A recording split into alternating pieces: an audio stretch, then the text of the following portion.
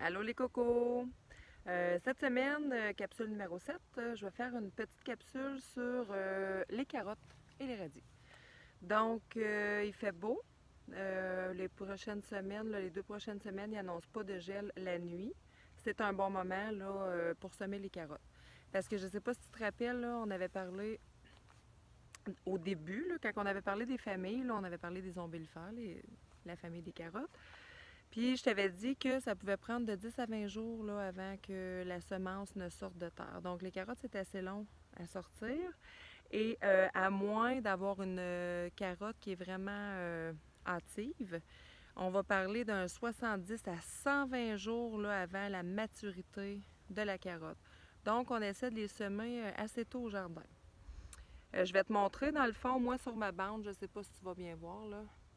Je fais des bandes d'à peu près 1 mètre, OK? Puis je vais me faire 3 sillons dans ma bande. Parce qu'une fois que la carotte va atteindre sa presque maturité, le feuillage, qu'on appelle aussi la canopée, va emplir complètement la bande. Donc là, on n'aura plus de problème de mauvaises herbes souvent ou de choses comme ça. Donc moi, je me fais 3 beaux sillons et ensuite, je sème mes carottes. Bon, il y en a qui vont semer les carottes à la volée. À la volée, ça veut dire qu'on en prend beaucoup dans ses mains parce que tu vas voir que la semence de carotte, elle est très, très petite. Ça veut dire qu'on en prend beaucoup dans ses mains puis qu'on les lance là, un peu dans notre sillon, n'importe comment. Moi, personnellement, après des années d'expérience, je trouve que c'est beaucoup plus facile de semer graine par graine. Tu vas me dire que c'est un peu plus long. Oui, je t'avoue que c'est un peu plus long, mais ça vaut vraiment la peine. Parce que la carotte, si tu la sèmes à la volée, il va falloir que tu éclaircisses à un moment donné. Ça veut dire que quand tes jeunes pousses vont sortir, tu vas devoir en enlever pour qu'une carotte prenne assez d'espace et devienne assez grosse. Puis quand il vient le temps de les éclaircir, ben des fois c'est difficile parce que c'est tellement petit que tu prends une carotte, puis là tu peux, sans faire exprès, arracher l'autre carotte à côté. Donc c'est beaucoup de travail. Je trouve que ça vaut la peine de mettre le travail au départ, puis de ne pas avoir à éclaircir par la suite. Je vais te donner aussi un truc pour que tes carottes lèvent vraiment bien. Tu arroses 2 fois par jour. Ça, c'est minimum le matin et le soir. Là, ça prend beaucoup d'eau, d'humidité, à moins qu'il pleuve. Là. Il y en a aussi qui vont mettre là, les premiers jours là, des planches sur le sillon, dans le fond. Parce qu'une fois que tu as semé ta carotte, tu vas refermer ton sillon, donc tu vas mettre un petit peu de terre dessus. Comme la semence est très très petite, tu ne dois pas mettre ça d'épais de terre. C'est vraiment une question de juste cacher ta semence. Donc une fois que ton sillon est fait, là tu peux mettre une planche dessus, ce qui va garder l'humidité en fait.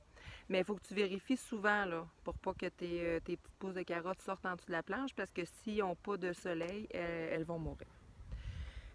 Un autre truc que moi je fais depuis des années avec mes carottes. En fait, entre mes sillons de carottes, je vais semer aussi des radis. Pourquoi? Premièrement, ça va me montrer un petit peu l'emplacement d'où j'ai mis mes carottes. Parce que comme ça prend du temps à sortir, des fois, on ne voit plus bien le sillon, on ne sait pas exactement où on les a semés. Et le radis, comme on en avait déjà parlé, la famille des crucifères, c'est quelque chose qui sort vraiment vite, donc de 3 à 5 jours. Donc, avant que ta carotte ait le temps de sortir, ton radis va être déjà sorti. Alors là, tu vas pouvoir voir l'emplacement de tes carottes. Autre truc avec le radis, c'est que ça va garder ta terre assez meuble sur le dessus. Parce que tu vas remarquer quand tu vas jardiner qu'avec la pluie, le soleil, des fois la sécheresse, la terre va avoir tendance à croûter un peu sur le dessus. Puis ça, ben, les petites pousses, des fois, ont plus de difficulté à bien sortir puis à bien s'épanouir quand ta terre elle est un peu croûtée sur le dessus. Donc, le radis va permettre que la terre soit moins croûtée et plus il va grandir le radis, plus son feuillage va être gros, plus ça va permettre aussi aux mauvaises herbes de ne pas se développer.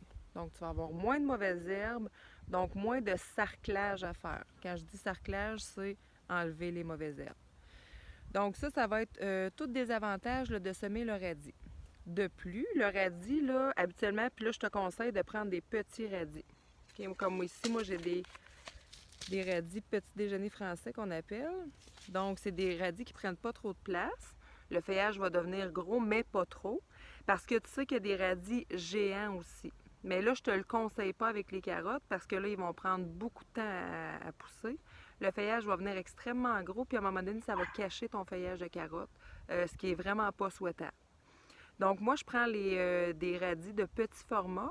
Puis les radis, c'est de 20 à 30 jours jusqu'à arriver à maturité.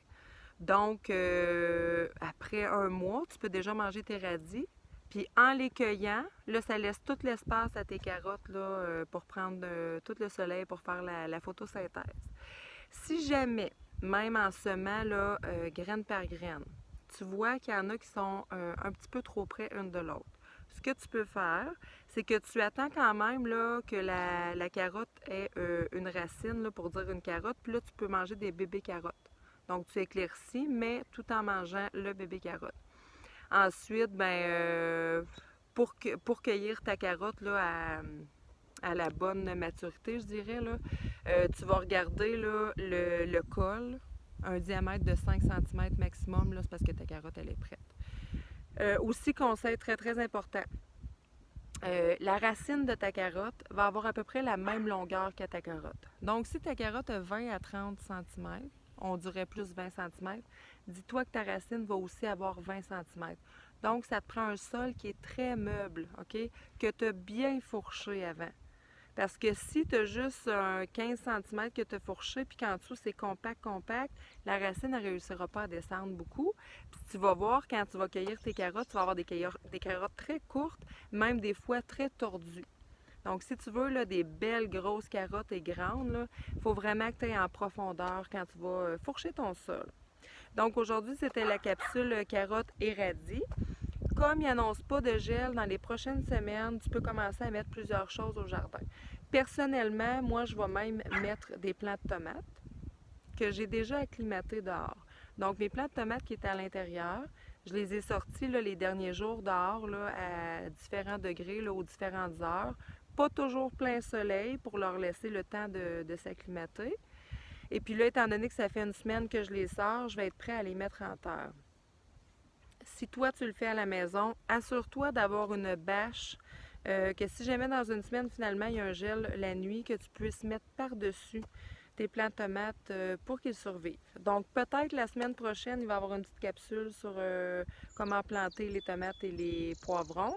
Mais ne t'en fais pas si tu ne le fais pas tout de suite, tu es loin d'être en retard. Au contraire, c'est peut-être moi qui ai un petit peu d'avance.